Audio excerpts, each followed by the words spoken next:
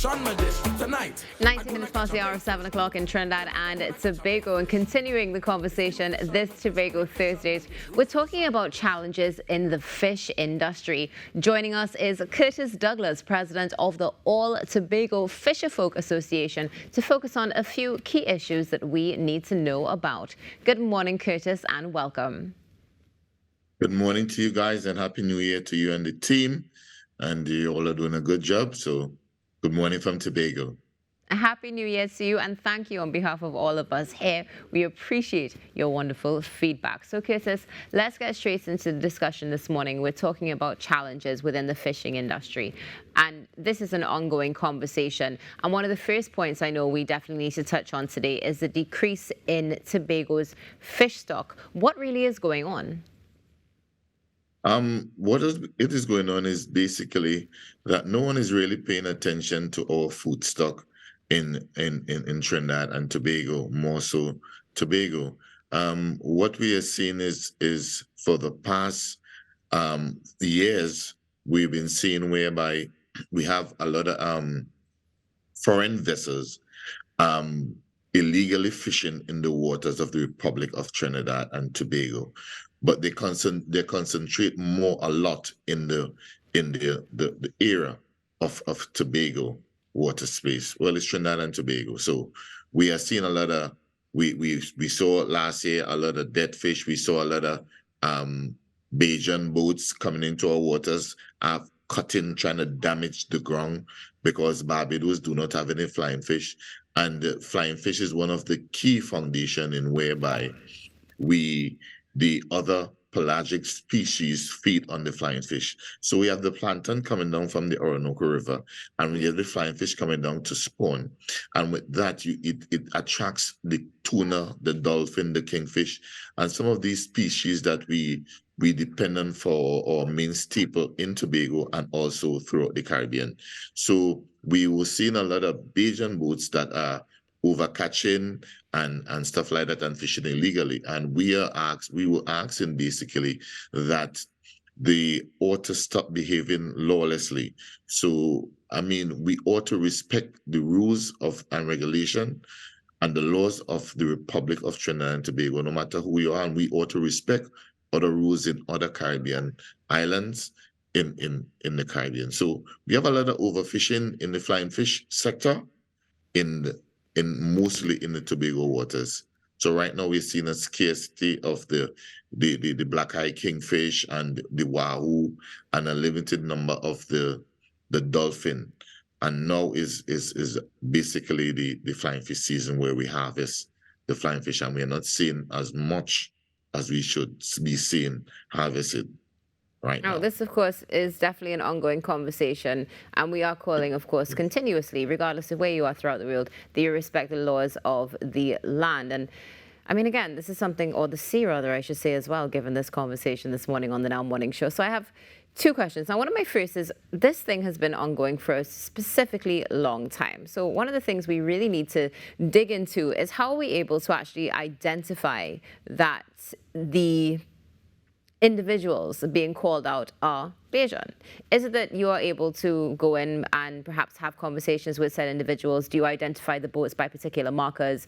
Are you able to access papers? Like, how are we able to discern that these individuals are Bajan before we go any further into the conversation? Because when you say illegal fishing could be a plethora of individuals, correct? Okay, well, let me explain how it goes in the sea. It's like a car. Each car has a number plate, right? Okay. So the number plate, you would know whether it's a Trinidad number plate or a foreign number plate, right?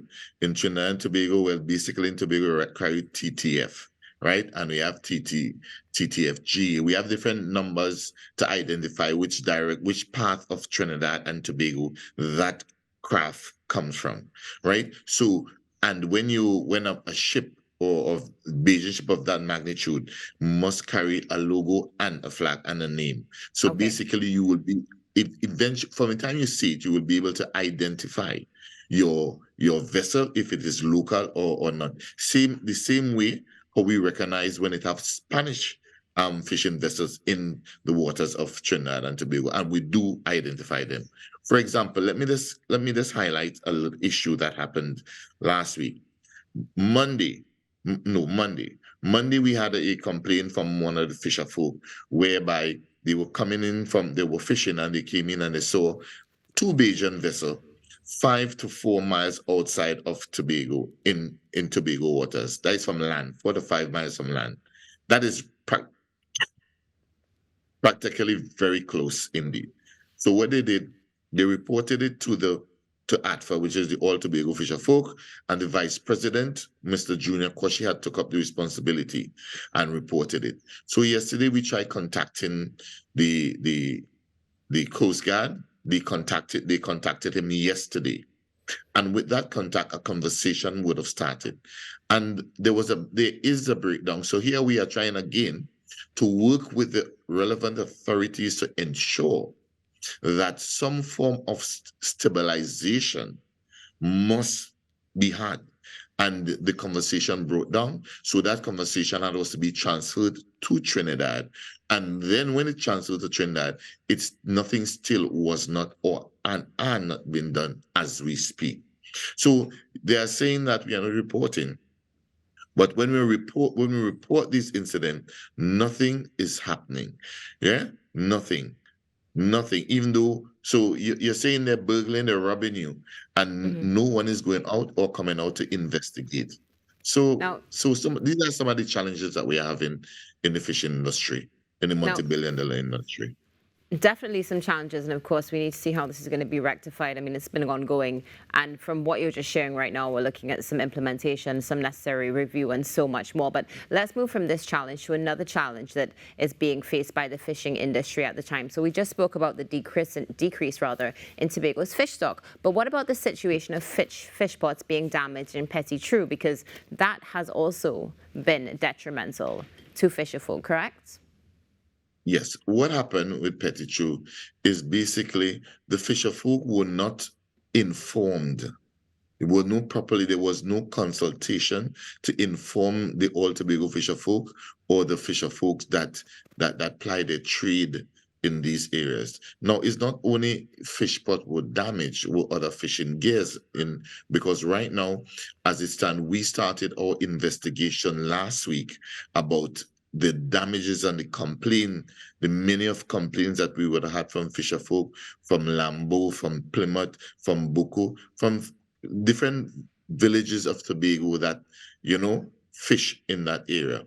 And it was really shocking to us that no one had the kind courtesy to even call us to meet with us to even, have a meeting or some form of by phone, so if we can't have the consultation. Inform. We must communicate. We must be able to communicate to build a very, stable society. And we are so disappointed that the fact that it was not communicated to us, whereby we're getting complaints. So we started an investigation. So far what we would have discussed or discovered is basically is Digicel, is the contractors that contracted a French company to do a job running cables to connect to the internet. Mind you, we welcome all of that for Trinidad and Tobago, right? But at the same time, we did not know how they arrived at the location. Why is that location? Because they are one of the main kingfish ground for on that part of the island, and the snapper ground where we get some 5 pound and 8 pound snappers on that side. So we are really, really amazed by that. So right now we have recorded thus far over 100 fishing gears has been damaged from fisher folk. So we are still looking, but right now the team is drafting a letter to send out to Digicel about our concerns so we can have that conversation to see how best we can resolve this and work together to ensure that these fisher folk still will be able to feed their families, because this is their main source of income. So we're just asking for a bit of cooperation, understanding, and let's network together to build a better Tobago and Trinidad. And that's what is really going on in Petit Trou and that part of or fishing ground that is taking place right now in Tobago. So we are seriously trying to work to see how best we could resolve that issue before it blows out of any kind of proportion.